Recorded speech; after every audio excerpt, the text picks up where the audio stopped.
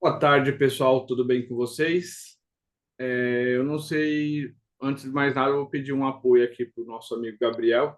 Eu não sei se é normal, mas está fixa aqui a imagem da Daniela para gente. Não que isso seja um problema, né? Mas eu queria ver se isso é assim mesmo que deve ficar. Mas tudo Tá bem. só para você, você fixou aí. Tá Ah, tranquilo. é? Não, eu não mexi. Mas tudo bem. Vamos lá. Vamos dar continuidade aqui. Vamos começar. Boa tarde a todos. Infelizmente, estamos Boa tarde. indo aqui para o nosso penúltimo dia dos nossos painéis aqui da Parent Week. Hoje vamos falar sobre sistematização dos trabalhos de GRC.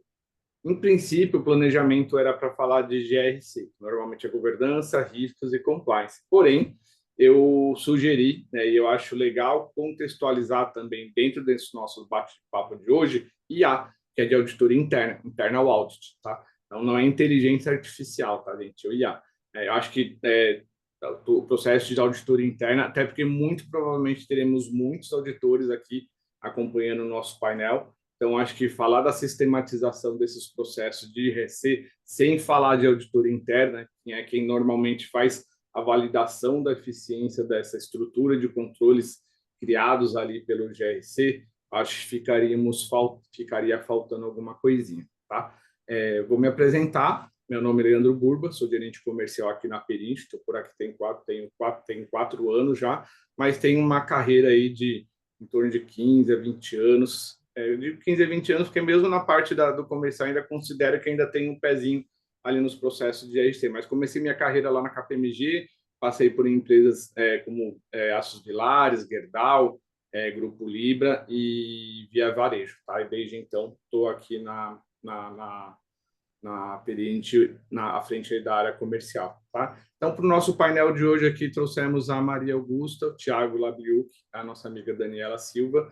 Eu não vou me atrever a falar um pouco da carreira deles, porque eu estou com a memória um pouco fraca para essas coisas, tá, gente? Então, eu prefiro que cada um se apresente e venda seu peixe, faça seu jabazinho aqui com vocês, tá? Então, para eu não ser como que eu posso dizer assim, não ser tapeada como eu fui no painel anterior, eu tinha combinado de falar em ordem alfabética e tivemos uma inversão, eu vou começar a sequência que está aqui nos quadrinhos para mim. Então, vou pedir primeiro para a Maria Augusta se apresentar, depois a gente segue aí com o Thiago Labiuk e com a Daniela, tá? E antes da gente começar nas apresentações, só queria antecipadamente aqui combinar uma coisa com vocês, né? A gente está começando agora às 16, a expectativa é ir até às 17h15, a gente costuma sempre respeitar o horário, então, para a gente se planejar, para a gente passar pelo todo o conteúdo combinado aqui dentro desse período. Em relação ao pessoal que está nos assistindo, se vocês tiverem perguntas, ponderações, observações, usem ali a parte do QIA para poder manifestar suas perguntas. E assim que possível, a gente, quando tiver o assunto dentro do contexto que a gente está falando, a gente vai encaixar ali para um dos painelistas ou até eu mesmo responder, tá? A gente definiu um roteiro aqui de mais ou menos umas 8 provocações.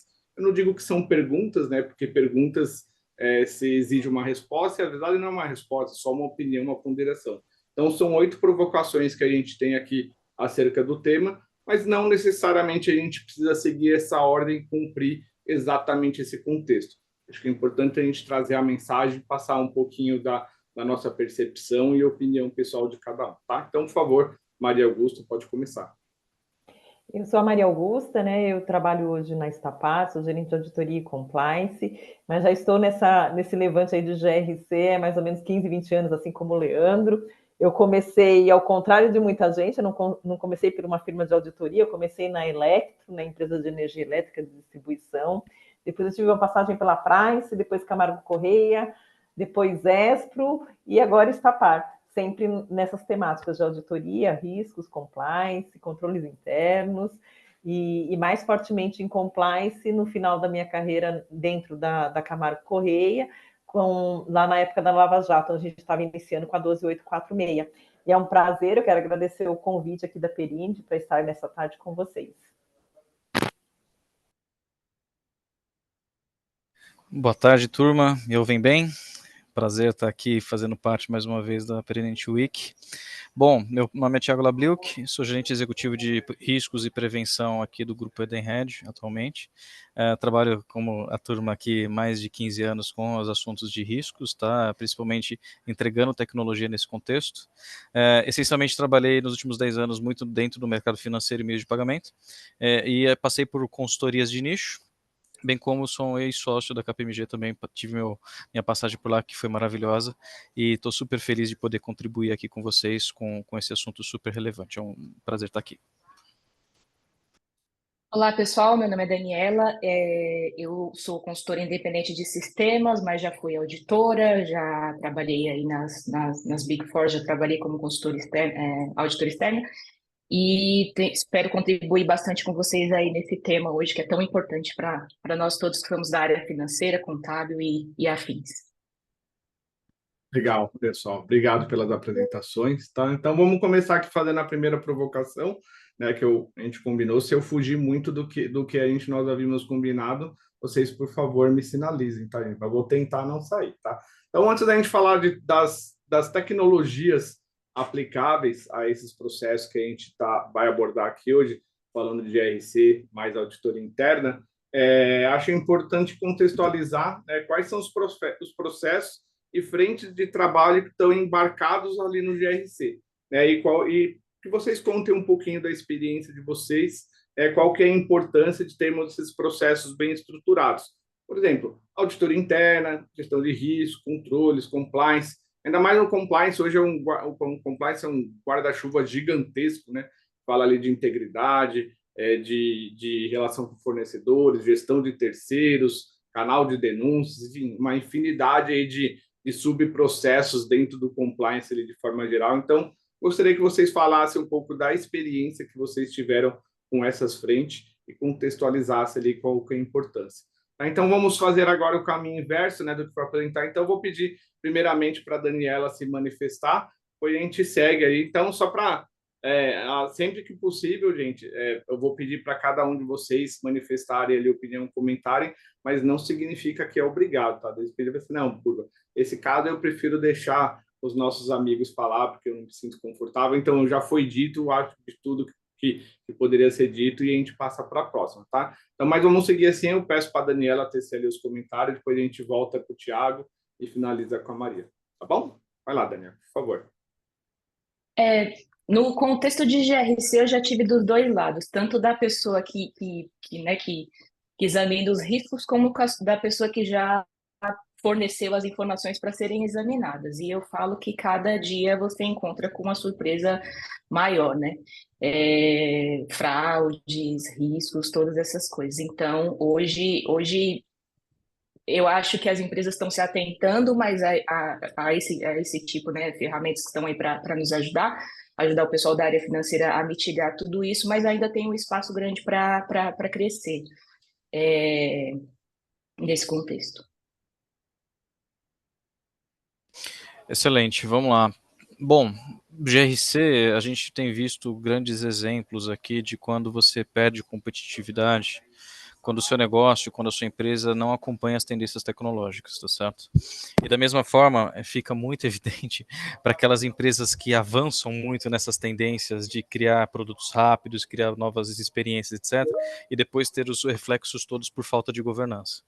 Então, a governança, GRC, governança, riscos e compliance, somado agora com esse avanço expressivo da tecnologia relacionada à inteligência artificial, especialmente as generativas, ela é o pano de fundo que dá a orquestração para isso tudo. Então, qualquer business hoje, na minha visão, que você tenha um nível de sofisticação, e, by the way, de forma inerente, você vai ter um nível de escala e conexão altíssimo. Se você não tiver orquestração, no mínimo, o seu orçamento deve estar sendo utilizado de forma incorreta. E hoje a gente tem visto a necessidade das áreas de controle, de forma geral, estarem muito próximo das áreas de produtos. Porque as necessidades vêm surgindo, as conexões vêm surgindo, cada vez mais um ecossistema de conexões, que é super importante você estar alinhado a como isso vai se manter.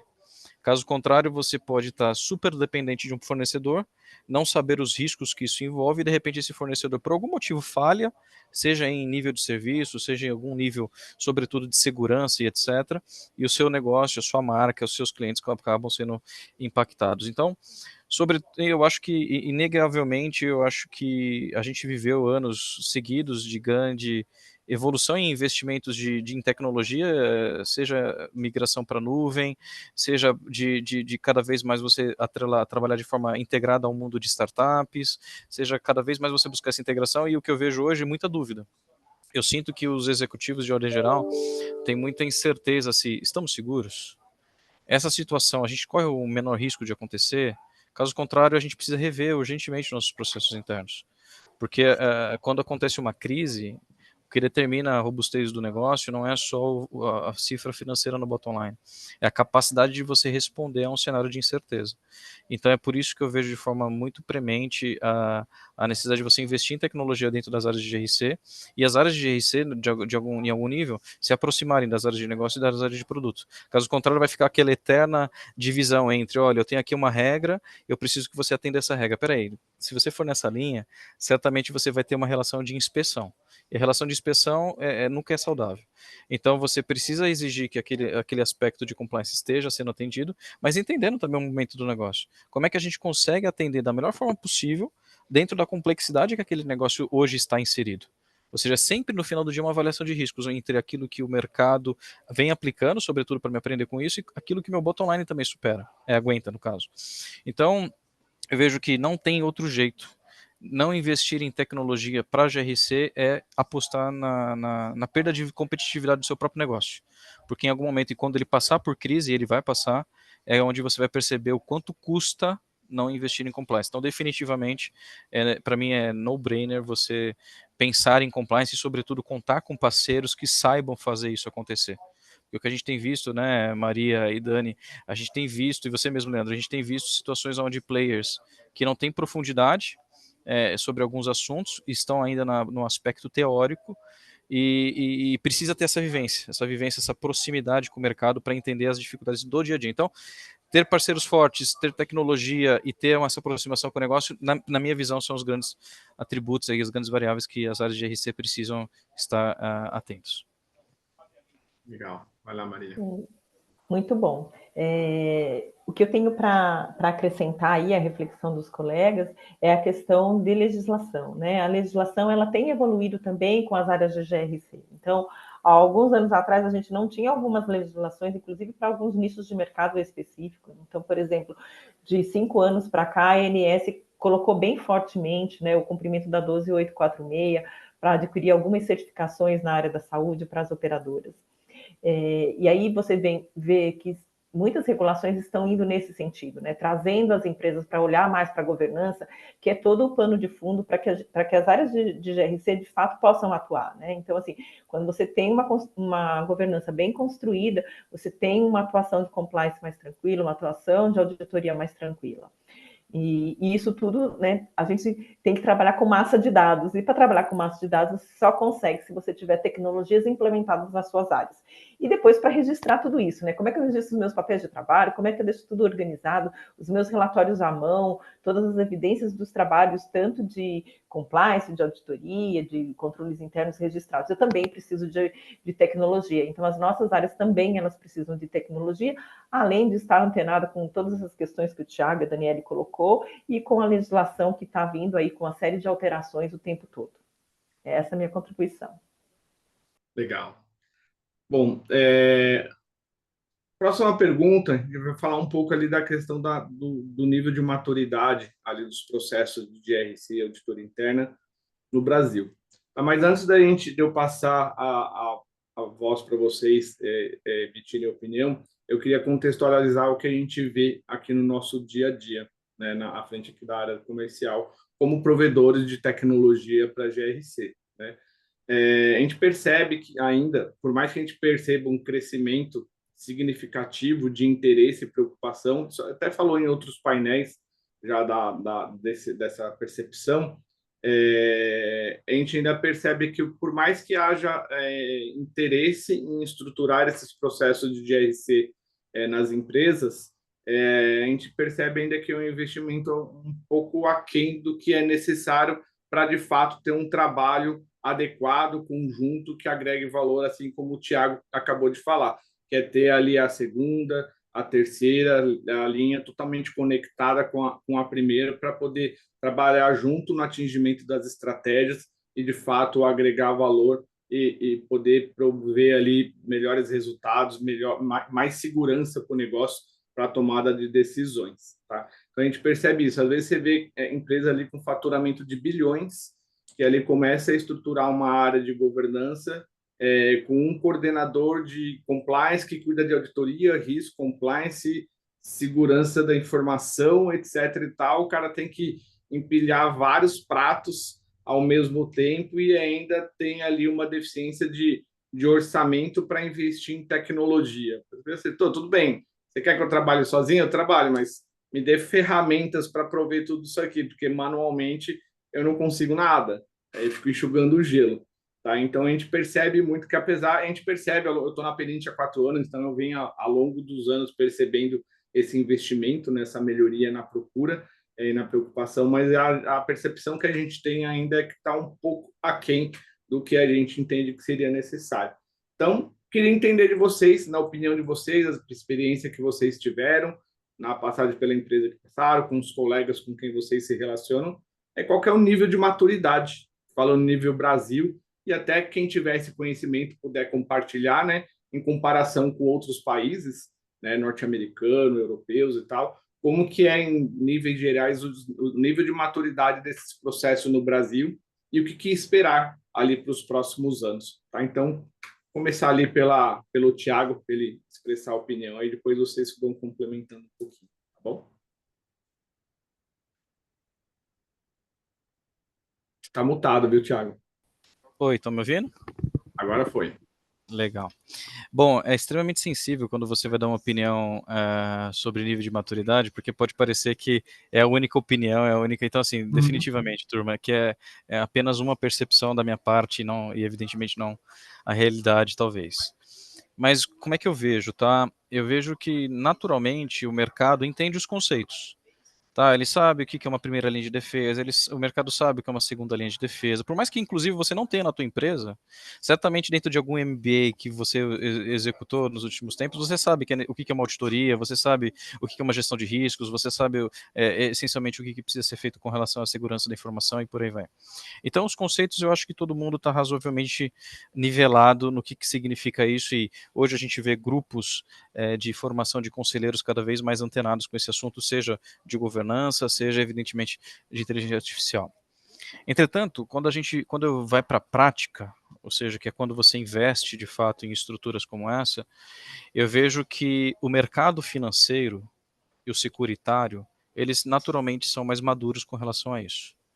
E isso tem um peso muito forte por conta da regulação. Então, o Banco Central, você pega a SUSEP, que são os reguladores, até a própria autorregulação desses setores, eles exigem que, de fato, você tenham essas estruturas e de maneira muito bem estruturada. Caso contrário, as penalidades elas são bem grandes, né? Desde de ponto de você deixar de operar até multas pesadas, tá certo?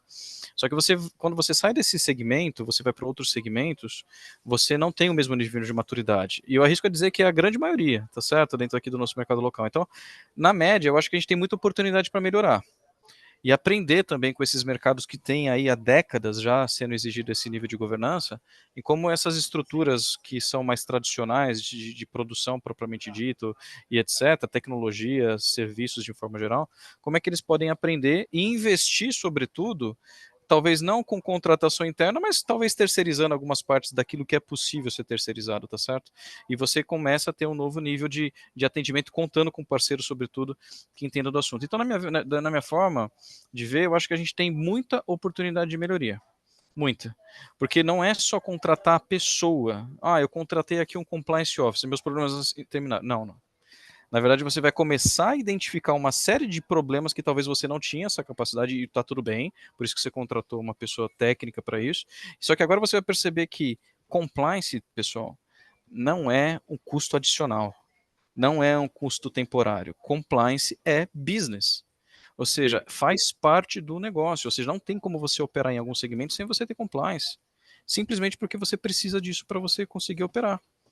Então, eu acho que a gente tem visto alguns casos, e a gente vê a própria LGPD tentando buscar a sua devida atração, que é um tema super importante. Agora a gente vem falando sobre regulação da própria aplicação da inteligência artificial.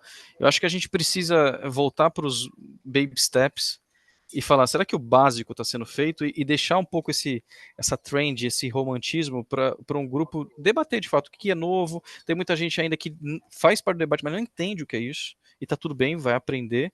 Mas eu acho que a gente precisa voltar para o básico. Será que hoje eu estou seguro sobre a segurança das informações que eu trato? Será que todas as minhas exigências regulatórias eu estou aderente?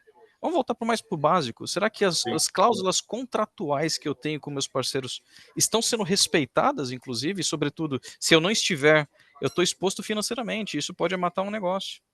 Então, eu acho que, Leandro, a gente tem muita oportunidade para evoluir. Ao mesmo tempo, eu vejo que os novos gestores, os próprios conselheiros já estão com o mindset completamente transformados e entendem a importância disso. Então a gente está num momento muito ímpar, onde o mercado todo está olhando com cuidado a respeito disso, as informações estão cada vez mais fácil de acessar, então o que antes tinha um problema numa empresa, era difícil saber que aquilo aconteceu.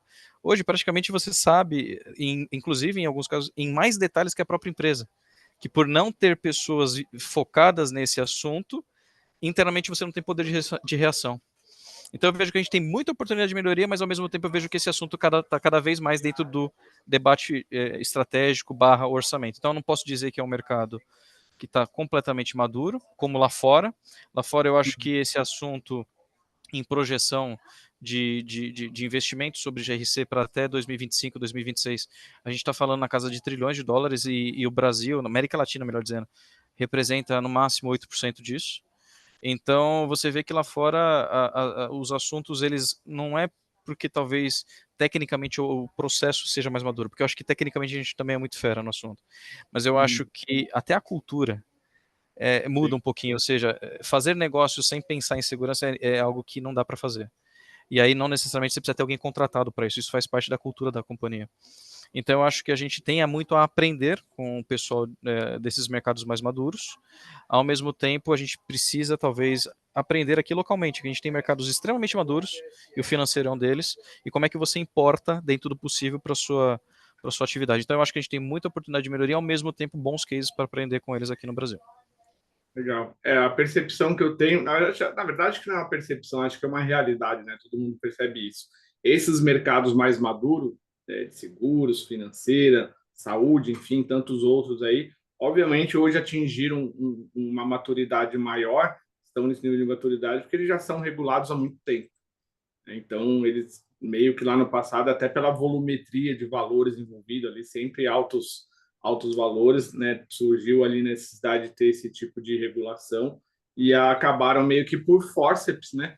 Acelerando seu amadurecimento e hoje estão colhendo os frutos, né? De todo esse investimento que tiveram ali com o amadurecimento desse processo de GRC. Então, acho que assim, que isso sirva de espelho, né? Sirva de exemplo para que esses mercados mais incipientes, aí, ainda não regulados ou com um pouco menos de regulação, possam entender que de fato isso é importante e que agrega valor. Não é uma despesa, né? É o que faz parte até do. Eu até faço parte do core porque ele faz parte da estrutura. Até no evento ontem presencial, o pessoal da PwC estava apresentando uma pesquisa e o pessoal refletiu bastante lá, falando dessa questão do amadurecimento, que já está na hora de ser normal até usar um termo bastante usado, está na hora de nós normalizarmos, né, que o nosso compliance officer, o executivo de auditoria interna, tem que começar a fazer parte ali do conselho de administração na tomada de decisões, ou pelo menos ali no acompanhamento das decisões que são tomadas, para que ele possa ponderar ali tempestivamente sobre o risco das estratégias que estão sendo definidas, né? Então, eu sou Exato. bastante estudado e contribuí bastante para essa questão da maturidade, né? Sem dúvida, mas eu acho que é importante colocar um complemento aqui, desculpe Maria e Dani, aqui só para fazer um fechamento, mas não é porque o mercado financeiro ele é naturalmente mais maduro sobre governança que todo mundo que está lá dentro é maduro, tá certo? Porque a gente tem visto aí, inclusive recentes notícias de instituições financeiras mais recentes, principalmente no mundo digital, que ainda peca muito nesse sentido. Ou seja, você entra dentro de um contexto de exigência regulatória altíssima, então não tem mágica. Assim, você precisa ser atento. Você pode nascer digital, tá tudo certo. Mas ainda você tem algumas responsabilidades que não mudam, independente do seu meio. Então você precisa ter governança, você precisa ter uma parte de anticorrupção muito forte, você precisa ter a parte de proteção de dados, você precisa ter um respeito aspectos de característica de produto, você não pode estar declarado para operar num produto e operar de um outro jeito para buscar mais margem. Então, assim, a gente vai ver, e meu sentimento é que os órgãos reguladores, de modo geral, eles vão ser mais rígidos sobre alguns aspectos, justamente para passar a régua naquilo que eventualmente foi muito de expansão. Então, muitas companhias que surgiram novas, etc., se não se atentarem, eu tenho o risco de morrerem, porque depois não vai aguentar o custo de se fazer ter compliance adequado. Mas porque o business case, na minha visão, foi desenhado de forma incorreta. Ou seja, você diminui o custo para aumentar a rentabilidade. Mas não é que você cortou, na verdade, um custo essencial. E você projetou os resultados de maneira inadequada. Ou seja, você está com a sensação de que está tendo lucro, mas na verdade não. Você está tendo um lucro momentâneo, mas isso, a conta chega uma hora. Então, assim, é só para deixar claro que não é porque está no mercado financeiro que está tudo ok. Tem muito compliance officer que sofre justamente pelo fato de não ter o mesmo nível de investimento como a área de produtos. E está tudo certo. Tem que pensar em business, mas pensar em business de forma segura. Tá? E tem gente que pensa que apenas colocando aqueles cursinhos obrigatórios lá de anticorrupção, antifraude, anti isso, anti aquilo, como obrigatório para os funcionários dentro da empresa vai mitigar os riscos, né? Totalmente fora do real. Exatamente, isso é um exemplo perfeito, Dani, ou seja, esses treinamentos a gente já tem visto que até a força, até nós, assim, para quem tem mais tempo de mercado, tá certo? Imagine para os mais jovens que não dá para você ficar horas e horas dentro de um next, que você não está querendo, o essencial do conhecimento não está sendo absorvido.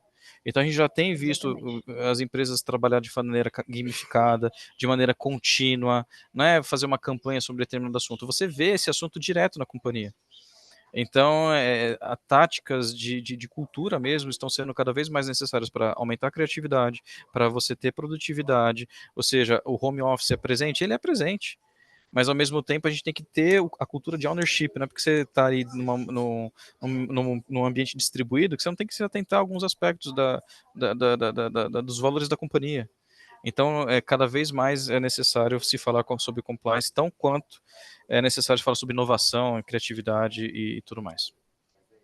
É legal isso que você comentou, Thiago, porque estávamos falando aqui, né, com a Maria Augusta, que ela está exatamente nessa semana, né, a semana do GRC, lá da Estapar. Uma série de eventos ali de campanha de conscientização, de amadurecimento, etc. E tal.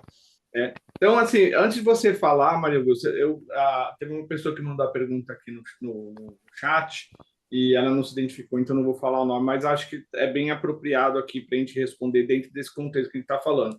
Assim, poderiam citar metodologias para avaliação do nível de maturidade de gestão de riscos em empresas de modo geral? Imagino que as grandes consultorias, até as médias e pequenas, têm ali uma metodologia, tem um framework e tal, mas se você puder ponderar sobre isso, mas depois, se você não puder falar, Maria Augusta, eu gostaria que alguém de vocês falasse um pouquinho dessas metodologias disponíveis, mas fala um pouquinho de primeiro como está sendo essa semana de GRC. Acho que é importante até para servir de exemplo aí para quem está nos assistindo, qual que seria uma campanha bacana de promover o amadurecimento do GRC nas empresas, Maria Augusta. A gente começou aqui falando de semana de GRC no ano passado, né? Então, ano passado a gente fez uma semana muito intensa, e aí fizemos uma pesquisa depois dessa semana de GRC para entender o que o nosso público interno tinha absorvido e como seria a melhor forma de absorver. Aí eles trouxeram vários inputs, aí esse ano nós mudamos o nosso modelo, a gente está fazendo o mês do GRC.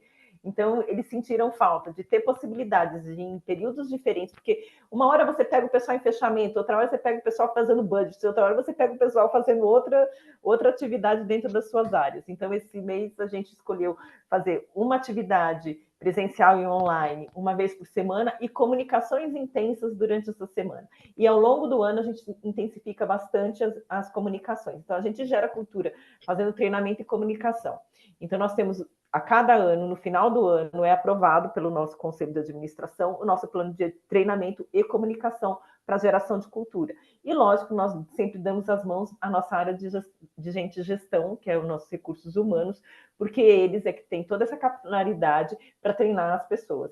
Se as pessoas não sabem, nós temos 6.500 funcionários em mais de 800 unidades distribuídas pelo Brasil. Então, assim, nós temos que ter uma força para ter essa capilaridade para atingir essas pessoas em todos esses pontos. Né? Então, assim, é bastante intenso a comunicação, é bastante intenso falar de compliance, falar de auditoria, falar de riscos, e que as pessoas também possam entender que compliance não é a área de compliance que vai fazer compliance, é a empresa inteira que vai fazer compliance. Nós implementamos mecanismos dentro dos processos, nós olhamos os processos, calibramos os processos e colocamos lá formas de que o compliance aconteça dentro daqueles processos, mas quem faz o processo, os mecanismos existirem dentro da companhia, são os nossos colaboradores, né? Desde do nível mais simples dentro da empresa até a alta administração. E hoje, na nossa palestra lá do GRCA, que foi transmitida online para todo o Brasil, né, por todas as unidades da Estapar, estavam presentes 2 de nossos diretores. Então,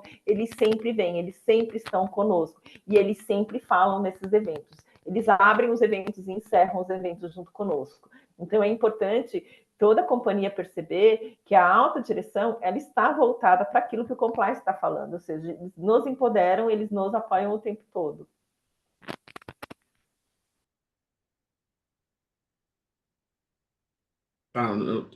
Eu não sei se é o Thiago, a Daniela, se alguém puder ponderar sobre os frameworks de fazer um gap análise ali de maturidade.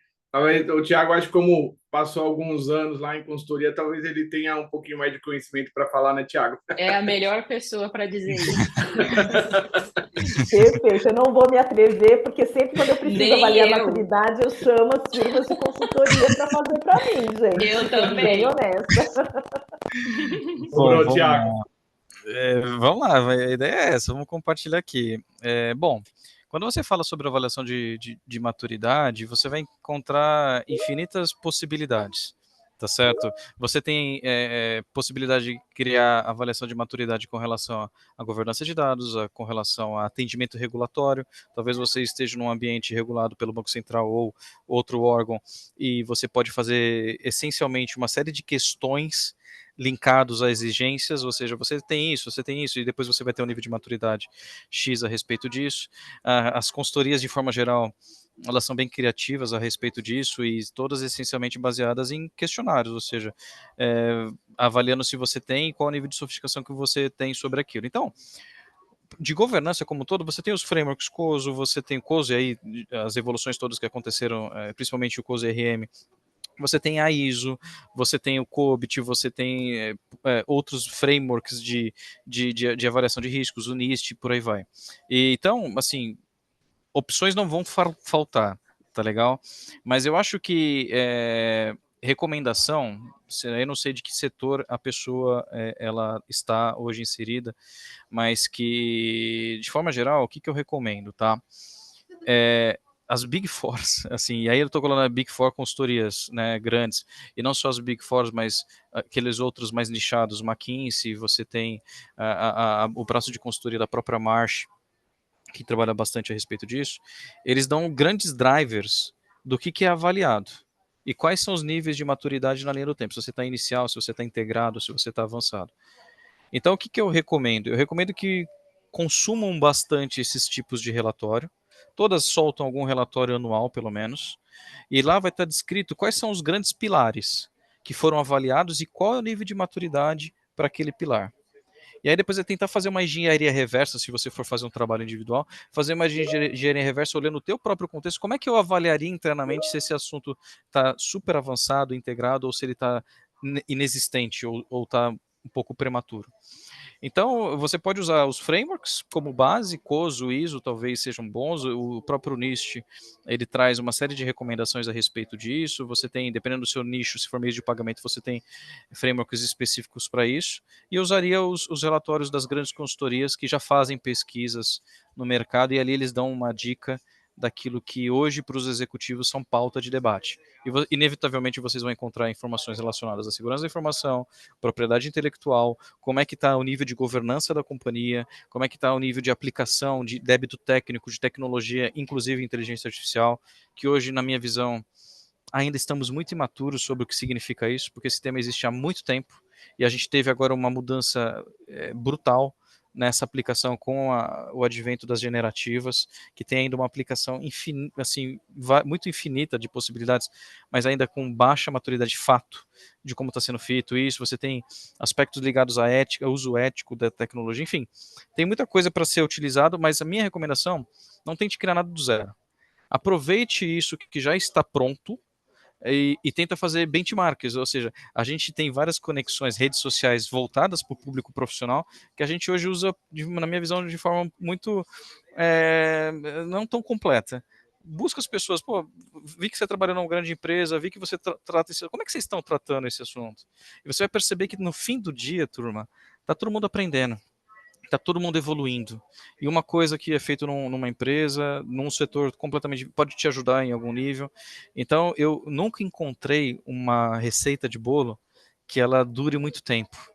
Ela naturalmente vai evoluindo na linha do tempo. Então, um método que alguém aplicava 2 anos atrás, provavelmente hoje precisa ser revisto. Porque o modelo de negócio muda, a tecnologia muda, e a gente vive uma velocidade que, na minha visão, a cada ano muda muita coisa. Tá? E talvez a gente vai chegar num momento que alguns meses muda muita coisa. Então, eu recomendo que, para você que está super interessado nesse assunto, pesquise esses relatórios dessas grandes consultorias e tentem fazer uma reflexão interna, e principalmente com os executivos, caso você tenha acesso, como é que eles enxergam esses assuntos. E talvez tentar adaptar para o seu contexto. Obrigado, Thiago. Bom, seguindo aqui, acho que todos já fizeram as ponderações da provocação anterior, né? Então, partindo para o próximo, até porque, cara, o tempo está voando, já passou 40 minutos e a gente está na terceira pergunta ainda. Então, assim, eu tinha até colocado de uma outra forma que a gente conversou, e o Thiago até comentou logo lá no início sobre o tema, mas eu queria trazer novamente aqui para a discussão.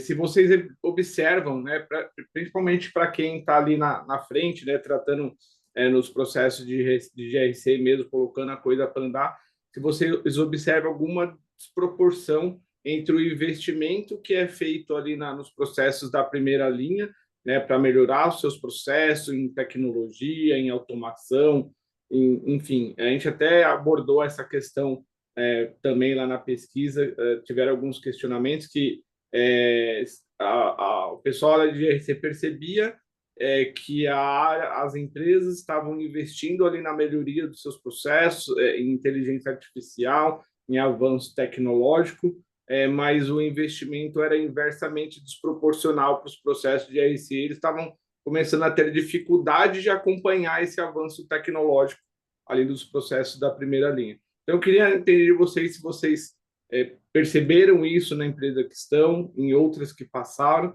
e o quanto isso pode ser prejudicial, não só para os processos de GRC. Obviamente, né, a gente sabe que a segunda, a terceira linha ali sempre vai dar o melhor de si com as ferramentas que tem, mas o quanto isso pode virar contra o próprio negócio, por não ter ali o apoio das áreas de GRC. Vamos começar pela Dani, se ela puder falar um pouquinho ali da experiência, depois a gente vai lá com a Maria e finaliza com o Thiago. Eu já passei em empresas que elas faziam os controles, ela fazia o controle de GRC em Excel e se deparou com uma fraude gigantesca depois, porque isso não é uma coisa que se negligencie, ao passo que eu já passei por empresas que também investem demais. investem numa grande, não demais, não quer demais, a gente sempre tem que estar preparado, mas investe numa boa proporção. Eu acho que agora as pessoas estão num pace mais avançado para fazer esses investimentos, principalmente empresas de capital estrangeiro, que alguns países que já se atentaram para isso estão trazendo para cá. Eu tenho visto que tem grandes empresas, até pequenas empresas investindo como as grandes, né? Mas como a gente falou, sempre pode melhorar em uma coisa ou outra. Maria. Depende muito do apetite dos executivos, né? Acho que isso, assim, cada empresa vai ter o seu termômetro aí para investimento. Eu já trabalhei em empresas que se investia pouco, também tinha a velha e boa planilha Excel lá, os arquivos do GRC todos na rede, uma loucura, tinha que travar tudo para que ninguém deletasse sem querer, porque às vezes não é proposital, às vezes o júnior vai lá subir um arquivo, deleta outro, sobe na pasta errada, uma loucura, né? E hoje, graças a Deus, a gente está aqui com o sistema de GRC, com tudo organizado, facilitando nas nossas apresentações. Então, assim, eu acho que existe de tudo um pouco. Desde das empresas que investem menos, e é desproporcional, sim, né? Investe muito mais nas ferramentas para o negócio, para a venda do seu produto, do que para o GRC observar se tudo está sendo feito conforme a legislação ou conforme os procedimentos internos. Também existem aquelas que tentam equilibrar, que conseguem dividir aí o seu orçamento um pouquinho para cada um, né? Já trabalhei em todos esses cenários, desde aquele que zero orçamento, faz aí com o seu caderninho e o Excel, até em empresas que realmente Faz o que dá aí. investem. A empresa coloca um gerente, faz tudo em Excel e coloca um sistema só para organizar os Excels. Para organizar as planilhas e subir na planilha. E aí o auditor chega e pergunta: qual é o seu controle? Olha, meu controle é o Excel, que pode ser editado a qualquer momento. É o que tem para hoje. O apetite a risco é o que tem para hoje. O apetite a risco é tudo. Bom, o que eu tenho visto, turma, é muito raro, tá certo? E até não sei se deveria ser assim, os investimentos de GRC acompanhar investimentos em tecnologia, novos produtos, por exemplo. Porque uma empresa de serviços financeiros, por exemplo, não é uma empresa de auditoria. Tá legal? A auditoria está dentro da sua prestação de serviço. Uma empresa de fabricação de biscoito não é uma auditoria. Não é empresa de auditoria. Então, certamente a auditoria está dentro, a auditoria que eu falo, compliance, etc., estão dentro dessa linha de produção, dessa agregação de valor, etc. O que eu vejo é que os executivos hoje, eles estão muito mais atentos a escutar. Olha, então me diz, você precisa de um orçamento? Legal. Me diz o porquê, quais são os efeitos de eu não fazer isso e, sobretudo, se eu fizer isso, qual que é o retorno sobre investimento que eu tenho aqui? E o que eu vejo é que, na verdade, nós, profissionais de GRC, a gente está tendo a necessidade de nos adaptar a falar a mesma linguagem que produtos nasceu falando, que eu vou fazer isso e vou trazer melhor satisfação para o cliente. Logo, eu tenho uma expectativa de consumo X e isso vai trazer maior receita. Pô, então eu consigo, naturalmente, mesmo que de maneira teórica, montar um business case aqui que mostra o retorno financeiro a respeito disso. Em diversas empresas por onde eu passei, seja como consultor ou como gestor, eu vi que, na verdade, o orçamento não vinha dentro dos nossos desejos, porque a gente não conseguiu vender direito. É porque a gente não conseguiu trazer e materializar aquela exigência regulatória, por exemplo. A gente não conseguiu materializar aquela tendência de riscos que aqueles gestores que tomavam a decisão nunca viram acontecer e para eles estavam muito distante. E não sei se eles estavam completamente errados, mas é porque talvez eles não foram educados a terem os cases mais claros possíveis, a entender, poxa, não é porque não aconteceu que não pode acontecer, então eu preciso investir sobre esse aspecto de controle. Então, eu vejo que os investimentos de GRC não acompanham os investimentos de inovação / produtos, mas eu nunca vi uma situação na qual, quando você apresenta um business case, o board negar investimentos. Então, eu acho que nós aqui, todos os profissionais de GRC que estão participando desse fórum aqui super legal e mesmo aqueles que vão consultar depois, eu acho que a gente tem que fazer uma reflexão muito saudável e precisa. Como é que eu vendo meu próprio trabalho? Como é que eu vendo as horas que eu invisto sobre esse assunto? Como é que eu vendo para o negócio aquelas melhorias operacionais que só foram possíveis serem feitas porque a gente debateu, olha, puta, tinha esse gap, tinha esse sistema que era ruim, ou tinha uma falta de controle, etc. E quando a gente implementou, ficou mais seguro. E aqui eu não estou falando sobre nível de sofisticação, eu estou falando sobre melhorias de processo que realmente as áreas de controle trazem, e trazem muito, só que depois que a gente resolve, a gente fica satisfeito, mas fica um satisfeito local. A gente tem que pegar essas melhorias e vender bem. Vender bem mesmo. Eu tive o prazer de trabalhar com um grande executivo que ele falou, Thiago, você tem que botar o ovo igual, assim, pato, você tem que, não é igual pato, você tem que botar o ovo igual galinha.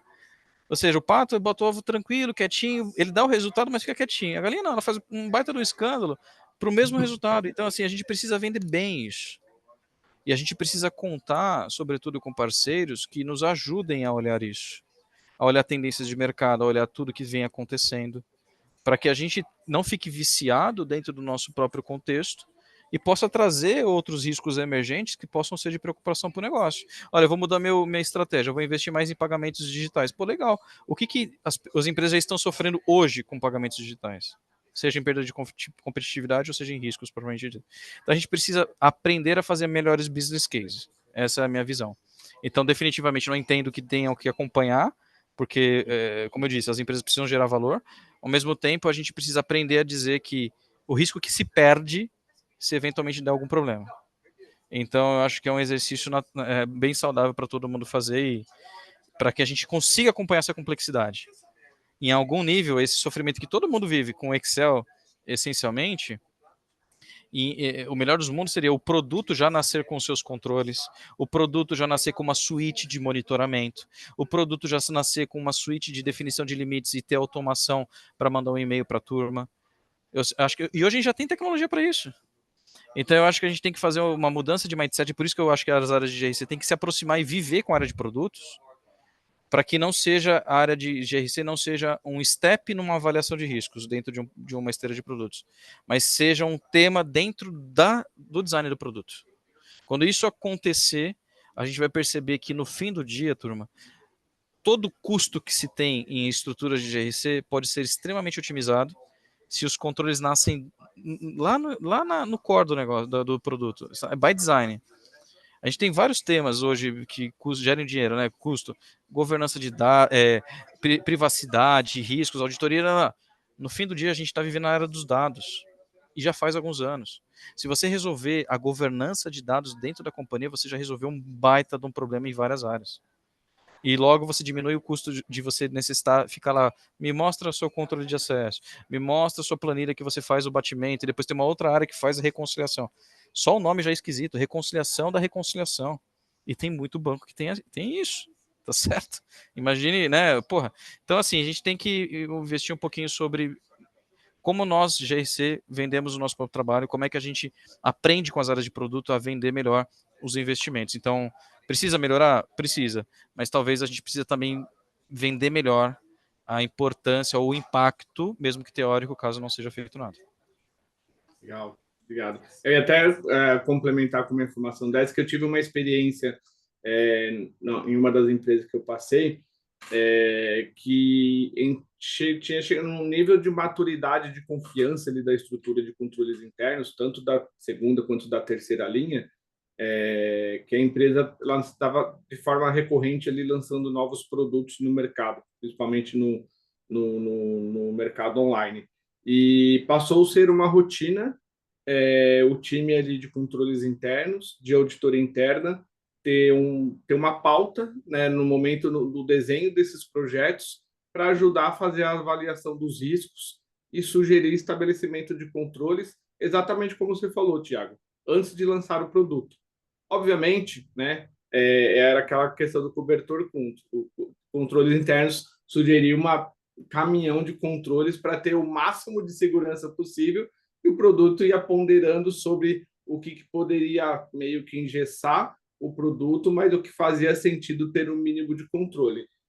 Então, acho que esse é o caminho que o pessoal de controles internos ali de compliance, enfim, deve buscar, porque a partir do momento que você começa a ter a confiança da administração no trabalho que é feito e começa a fazer trabalhos dessa natureza, é porque eles realmente estão começando a enxergar valor no trabalho que está sendo realizado, e daí para conseguir investimento em melhorar as ferramentas, melhorar recursos para que você traga cada vez mais segurança para os processos de negócio, é um pulo, do que ficar simplesmente trabalhando de forma reativa e apontando o problema naquilo que já passou, né? Então, acho que esse é o caminho que tem que ser buscado, tá? Então, partindo aqui para a próxima provocação, eu ia falar aqui da questão do investimento, mas acho que a gente abordou bastante já em outros questionamentos. Tá? Aproveitando aqui, gente, como a gente já está caminhando aqui para os minutos finais, eu acho que eu só vou ter que suprimir praticamente todas as perguntas e já começar a ir para os finalmente, porque assim, o bate-papo aqui realmente rendeu, tá? O pessoal da técnica aqui disponibilizou aí uma enquete para vocês responderem, gente. Se vocês puderem responder, é coisa rápida, sim ou não, tá? Enquanto isso, eu vou tocar aqui, tá?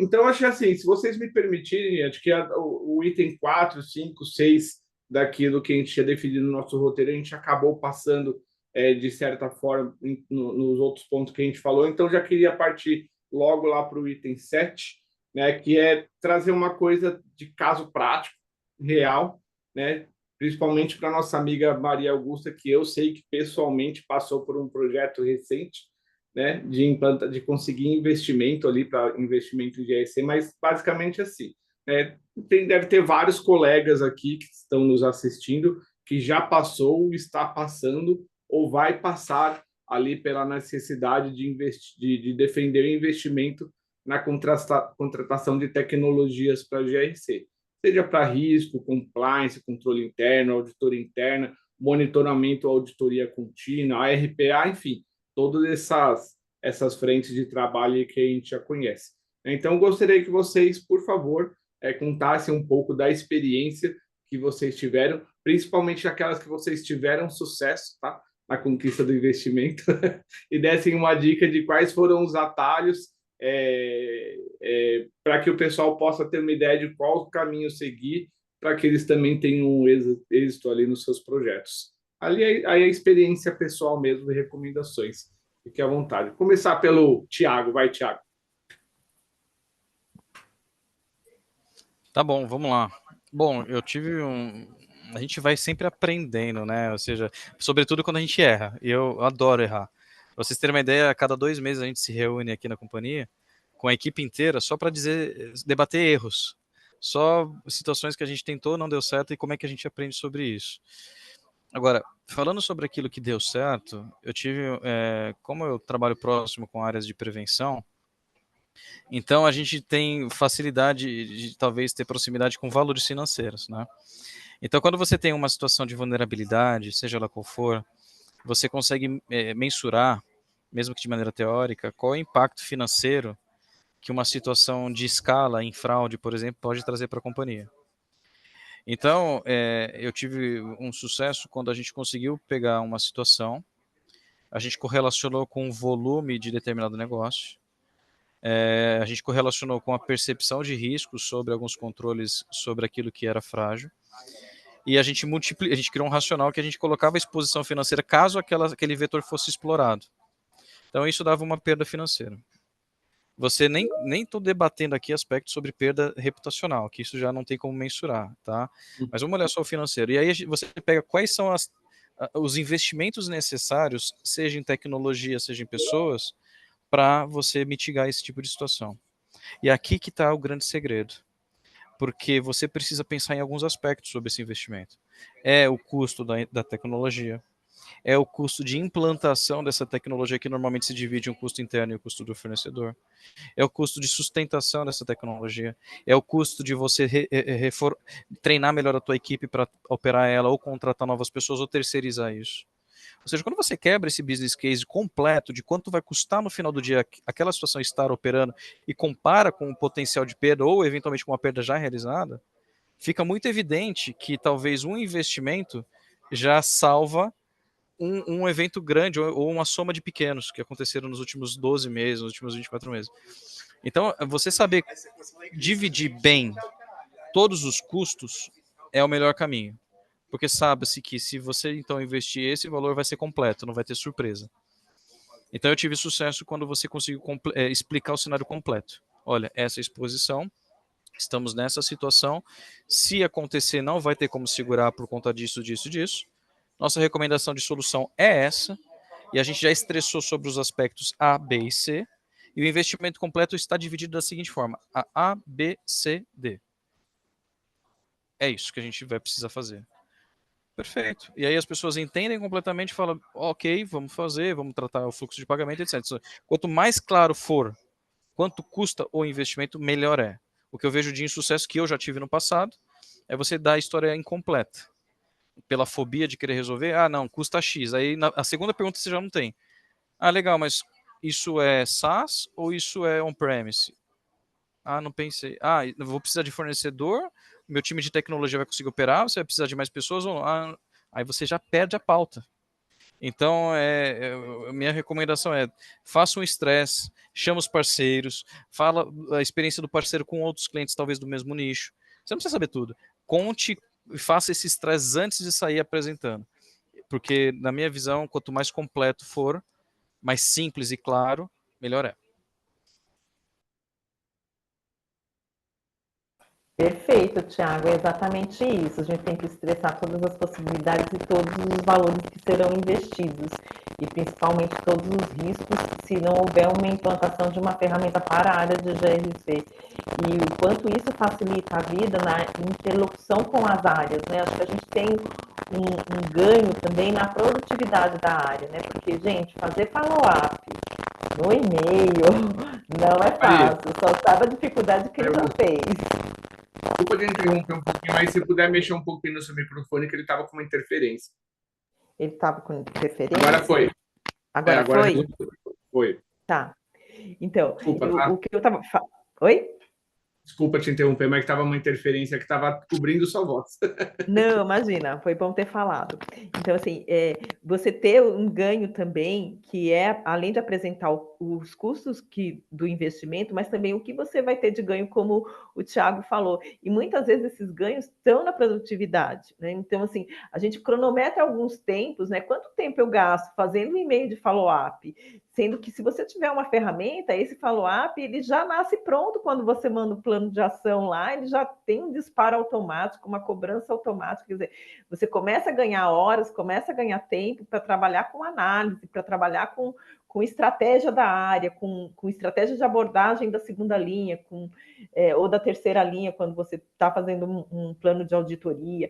Então, acho que você ocupa melhor o tempo da sua equipe agregando valor para a sua corporação. Então, acho que esse é pelo menos quando eu vendi, e às vezes que eu vendi tive sucesso, mostrar isso faz muita diferença. Olha, com a mesma equipe eu vou ter um ganho de escala de X entrega. Né? E o quanto isso vai ficar fluido dentro da companhia, e o quanto os gestores também vão ficar confortáveis em mandar as comprovações que com certeza estarão lá à mão. Porque você receber comprovações de follow-up via e-mail e ter que colocar tudo isso arquivado em pastas na rede, o tempo que você perde quando alguém pergunta sobre isso para você demonstrar, assim, colocar no cronômetro aí, a depender do que você tiver que procurar e há quanto tempo foi atrás, é sofrido mesmo. Então, e hoje... Desculpa, pode falar, Dani. Pode falar. E hoje, desculpa a tecnologia ela está tão avançada que a gente tem um ganho de efetividade quando a gente tem esses dashboards todos à mão, que hoje as grandes empresas de sistema, né, as grandes empresas de ERP, elas já estão vendendo junto com a licença do ERP ou upgrade de versão, elas já estão vendendo o software de gestão de processos. Que, né, ele te mostra qual que é a prática atual da tua empresa e qual que é a best practice do mercado. E aí você compara a sua efetividade com o que o mercado, teoricamente, está praticando. E aí você consegue mitigar esses riscos, né, trabalhar o pessoal de GRC, consegue trabalhar com o pessoal de processo do business efetivamente e ganhar dessa agilidade de poder apresentar isso daí para a diretoria, né? Poder apresentar como que está o andamento disso tudo, sem ter que ficar compilando informação em Excel, em e-mail, todas essas coisas que está fadado a erro. Eu costumo falar que empresa sem processo, ela não é nada, ela uma hora ela vai perecer. Além, quando a gente está pleiteando toda essa questão desse investimento, é a gente mostrar agilidade, mostrar os custos quebrados e principalmente os ganhos de uma forma bem sucinta para que as empresas vejam, né? Legal. Eu tive uma experiência, coordenava um time de auditoria interna, tinha mais de 10 pessoas. E assim, o volume de trabalho que era feito e isso que gerava de plano de ação, sem ferramenta, eu tinha que alocar uma única pessoa que ficava full time, 100% do tempo, só fazendo gerenciamento de follow-up. O que seria o gerenciamento? Enviar, receber, demandar, tratar, porque, né, quem dera fosse simples assim, né? A gente manda o follow-up, o auditado responde, manda as evidências, a gente avalia, baixa como implementado e segue o jogo, né? Se fosse lindo assim, talvez nem precisaríamos de ferramenta. A gente sabe que a vida real Exatamente. é assim que funciona, então tinha ali uma pessoa e às vezes um terço do tempo de um outro auditor um pouco mais experiente para ajudar nessas análises. E aí, dentro de um cenário desse, na época eu saí, estava pleiteando ali a contratação, e uma das contas simples que foram feitas foi justamente essa. Pô, eu tenho uma pessoa aqui que me custa X reais por mês, que só o custo dessa pessoa aqui já é o valor do SaaS que eu vou pagar para a contratação da ferramenta que vai abarcar meu processo todo. Então, assim, eu não precisei nem ir muito longe, né? Apenas com a economia de custo de um único profissional, um único recurso já era suficiente para pagar o SaaS mensal da ferramenta.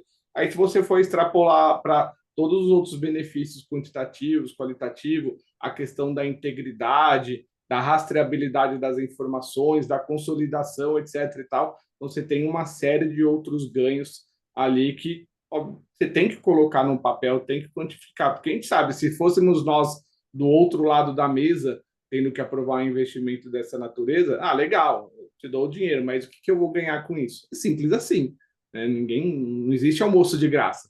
Se você não tiver muito bem suportado para defender o seu investimento e bem suportado ali pelas suas análises, você vai ter dificuldade. Então,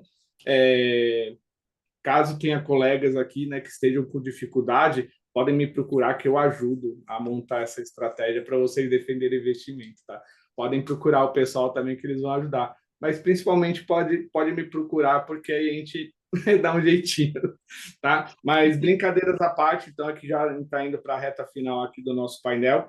Então vou trazer aqui a última pergunta que está mais ou menos relacionado com o que eu acabei de falar, né? Na experiência de vocês, né, com a implementação desse tipo de ferramenta, quais foram os benefícios que vocês conseguiram? Tem uma coisa de você ter a previsibilidade do que você vai alcançar e depois de implementado, o que de fato foi apurado, né, que vocês conseguiram enxergar de forma muito clara e até têm apresentado isso para a administração e colhendo os frutos. Aí, assim, se possível, até falar mesmo, pô, eu tive uma redução de custo de X reais, teve uma pessoa que estava aqui, eu consegui alocá-la para outro projeto.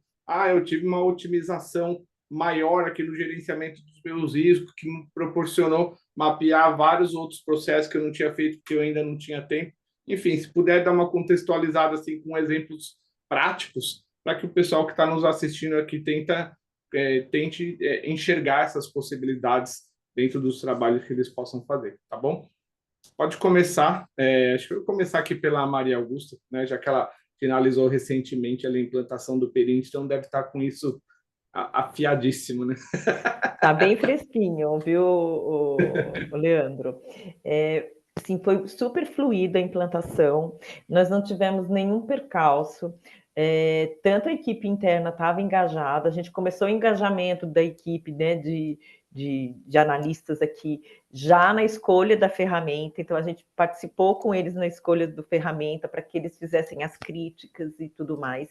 E depois, quando veio a implantação, já estavam engajados, então eles já estavam bem já inteirados do que ia vir, o que era o Perint, como que funcionava, quais os módulos a gente estava adquirindo, o que a gente esperava de resultado para apresentar para a alta administração. Então, assim, a implantação foi super fluida, né? A Perint também, os técnicos que nos atenderam foram excelentes.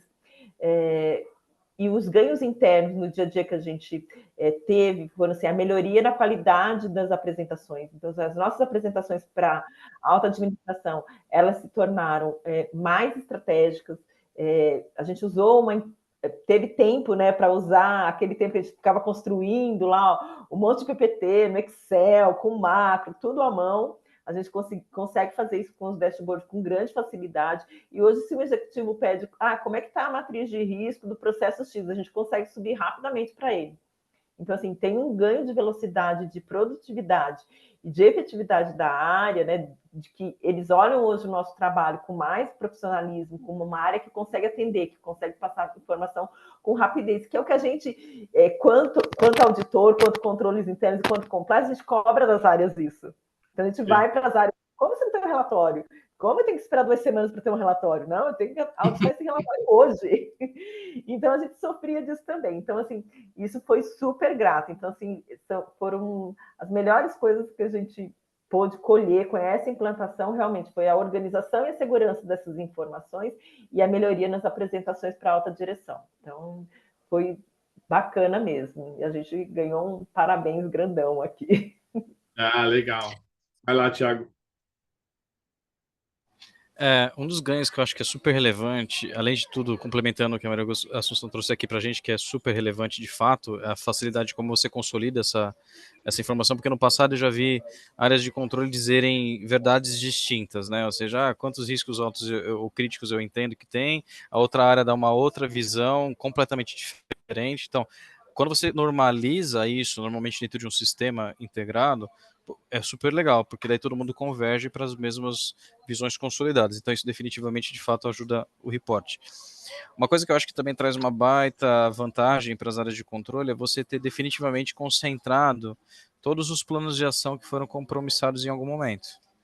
Porque eu já vivi diversos contextos onde todo mundo entende que o problema existe, todo mundo define ali os prazos, o que precisa ser feito, os responsáveis, e parece que depois que você sai da reunião o problema sumiu. Não, beleza, todo mundo se acertou aqui, tá certo, o problema sumiu, e aí depois todo mundo esquece de executar aquilo que foi planejado, tá certo? Sim. Então o sistema, ele ajuda a, seja a organizar tudo padronizado, ter as opções de cobrança automática, de você consolidar as concentrações de responsabilidade, aging de vencimento e etc. Então eu acho que um grande ganho, definitivamente, é você ter uma ajuda no follow-up das ações, no acompanhamento dessas ações, para que ninguém esqueça que o problema ele não some sozinho, tá certo? Para que também ninguém declare surpresa se eventualmente o problema seja persistente. E normalmente acontece, né? Você tem um problema, fica todo mundo surpreso, preocupado. Aí de repente, de um tempo, o pessoal esquece, aí acontece de novo. Aí todo mundo fala, ué, por que isso a gente não aconteceu tempos atrás? A gente não tinha resolvido? Não. É porque nesse ato de tempo, esqueceu-se de cobrar, as pessoas mudam, as pessoas saem, entram na companhia, parece que o conhecimento desaparece também. Então, quando você deixa dentro do sistema, ele está lá. Em algum nível, precisa ser gerido, mas ele não some do sistema, a não ser que alguém vá lá e apague, mas mesmo assim você tem log. Então, aí o sistema ajuda bastante, na minha visão, nesse aspecto de follow-up de ações. Só complementar essa questão do follow-up, eu sempre defendi, porque assim, normalmente, quando você precisa fazer follow-up, seja ali dos planos de ação da auditoria interna, follow-up da carta de recomendações do auditor independente. Cara, ninguém quer cuidar disso.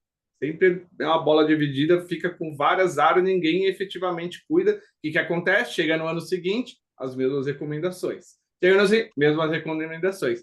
Até vir ali com uma material weakness e por aí vai, coisas que vocês conhecem bem. Então, eu sempre defendi o nível de importância do acompanhamento adequado do follow-up.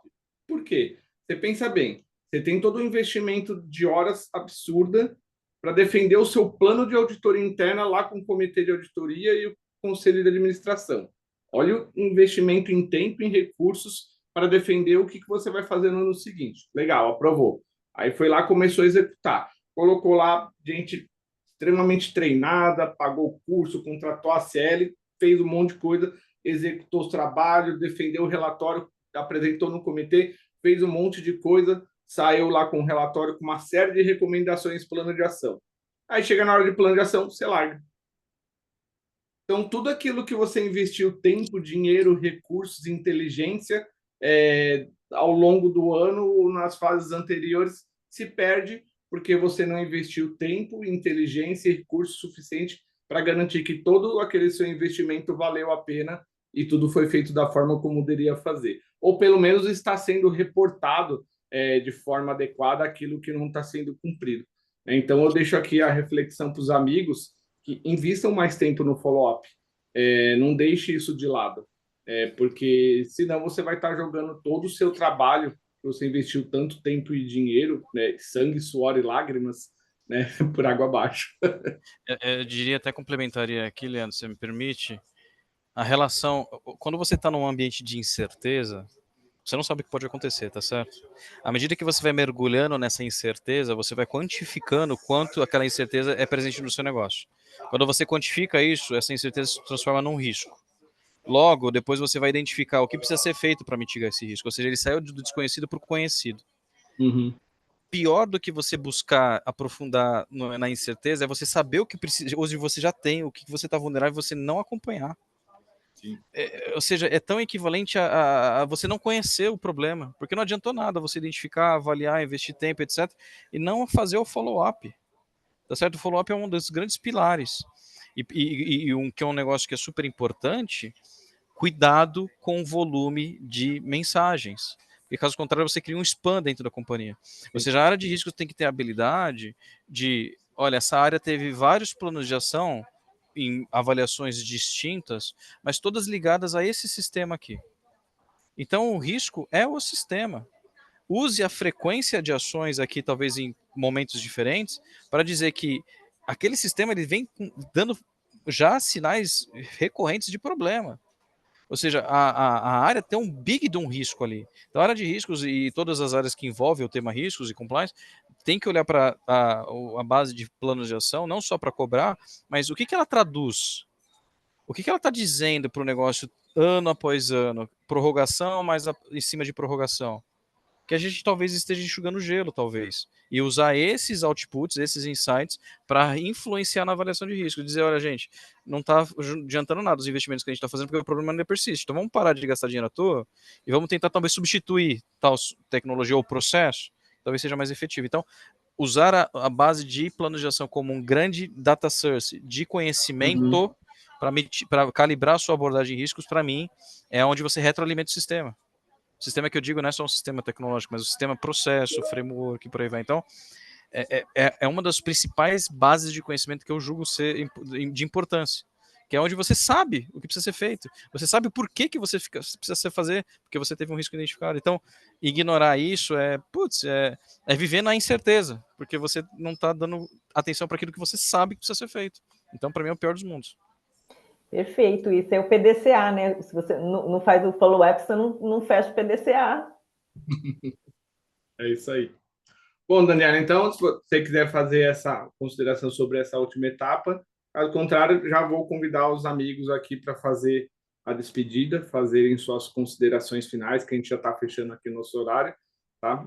Agradeço imensamente pela presença de vocês aqui, tá? Maria Augusta, Thiago, Daniela, prazer conversar com vocês, tá? Prazer aqui receber os colegas que acompanham a gente desde o início. O tempo passou muito rápido, gostaria de falar muito mais sobre o tema, mas a gente deixa um pouquinho mais de assunto para os próximos, tá? Então, por favor, Daniela pode fazer suas considerações finais, depois a gente finaliza aí com o Thiago e depois com a Maria Augusta.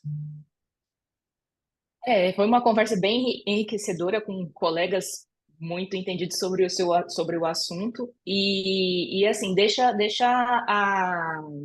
né, o pensamento aí para todas as pessoas, né, que estão nessa área, que está na área de auditoria interna, que se depara todos os dias com esse risco, né, o quão eficiente tais processos estão sendo e o GRC ele possibilita a gente a revisitar isso todas as vezes que forem possíveis e até fazer, né, o resultado disso pode ser uma correta alocação de recursos, porque muitas vezes tem um processo que está ali que não é nem um pouco ineficiente, mas você faz aquilo ano após ano sem saber por que realmente está fazendo, né? Então, hoje eu acredito, né, que esse sistema, esse tipo de serviço é uma coisa que não se vive se a empresa é inteligente, pensa no risco, né, inerente ao risco futuro, ter sistemas como esse trabalhando na empresa para ajudar os seus profissionais a conhecer os riscos e mitigar os riscos. Foi uma honra para mim dividir essa última hora aí com os colegas, o Tiago, a Daniela e o Leandro. De minha parte aqui, o que eu tenho para dizer para o nosso público que está nos assistindo, invistam em sistematização, porque vocês vão ter ganhos de produtividade, vocês vão ter ganho na qualidade da apresentação do trabalho de vocês e vão conseguir fechar aí um PDCA fantástico, maravilhoso, apresentando resultado, agregando valor para a companhia. Uma boa tarde, foi maravilhoso estar com vocês. Bom, turma, obrigado, Maria, Dani, Leandro, pelo tempo aqui, foi enriquecedor. Putz, é tão gostoso falar sobre esse assunto, e o que eu fico mais satisfeito é que o engajamento foi incrível. Para todo mundo que está aqui, obrigado pelo interesse. Até agora, muitas pessoas estão aqui online com a gente, então isso é maravilhoso. E como ponto final, eu recomendo que invistam, além de tecnologia, que é super importante, é impensável não ter tecnologia sobre isso, mas ao mesmo tempo estejam um olhar muito cuidadoso com as pessoas que fazem parte dessa transformação. Porque tecnologia sem pessoas não existe. E se um dia existir, precisaremos ainda assim de pessoas para ponderar essa tecnologia, porque talvez a gente tenha um viés inadequado. Então, a gente ter um avanço de tecnologia sem cuidar das pessoas para que elas aprendam, para que elas tenham contínua evolução, para que elas tenham um pensamento crítico, no mínimo, de pensar diferente, não só fazer aquilo porque sempre foi feito e por aí vai. Então, para todo mundo que está nos assistindo, pesquisem, vão atrás, não só de um treinamento. Não existe um treinamento, uma formação que vai te dar tudo, não.